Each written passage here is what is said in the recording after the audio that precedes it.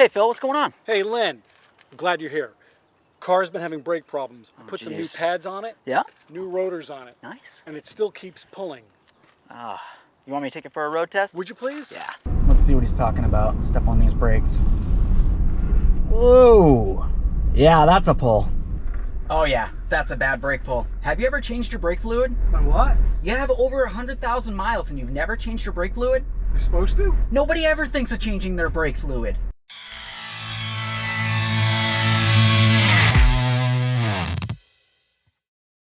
Hey friends, it's Len here from 1A Auto. Have you ever experienced braking issues, such as maybe a pull to one side or the other, or maybe inadequate braking? Maybe you went ahead and you replaced those brake pads and rotors, but you found you still had an issue.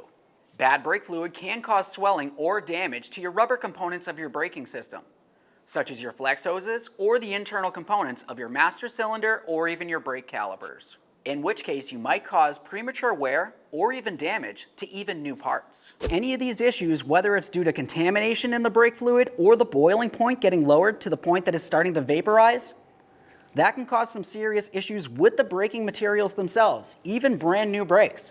So maybe you just go ahead and you replace the brake pads and rotors, you think you did a good job, you take it for a road test and you still have an issue. Typically, that's going to be because you have a brake fluid issue. Maybe you have premature wear or even some kind of uneven wear. The brakes on this side look like they've been doing a great job, but those over there haven't been. So in that case, the other side's going to be doing a lot more of the work, it's going to wear down faster, and you're going to have to replace those brakes more frequently. We also had that brake pull situation that you saw my friend have. Now, if that's the case, there could just be a little bit of vapor or air inside one of the lines themselves. So maybe this one over here has a little bit of vapor or air in here. So you step on that brake pedal, it feels as though the vehicle wants to stop because all the other brakes are doing their job, but this one's got that nice little cushy area inside there, making it so it's not doing its job. Now, when this happens, if this brake itself isn't doing its job, the other one's going to be doing all the work, and you're going to have a pull in that direction. Other than that, you might also have a brake fluid leak someplace, so you definitely want to make sure you check for leaks. Most modern-day vehicles will have hydraulic brakes, meaning they function using fluid rather than air or vapor. Why is that? Well, because fluid isn't really compressible. Air and vapor is.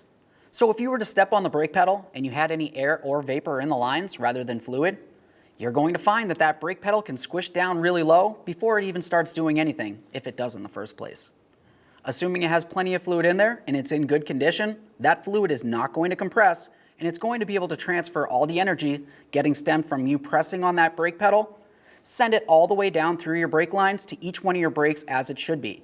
It's going to apply pressure to the brake rotors, cause some friction, and make your vehicle stop. Now, brake fluid itself is designed to do several things. It's designed to make sure that it transfers that energy, as I just mentioned. It's also supposed to condition any of the rubber parts inside of your braking components. Aside from that, it'll also lubricate things because there are some moving parts. And of course, you have the cooling ability of it. Now let's talk about how to test that brake fluid. The first thing that I would always want to know is, has it ever been replaced and when was it?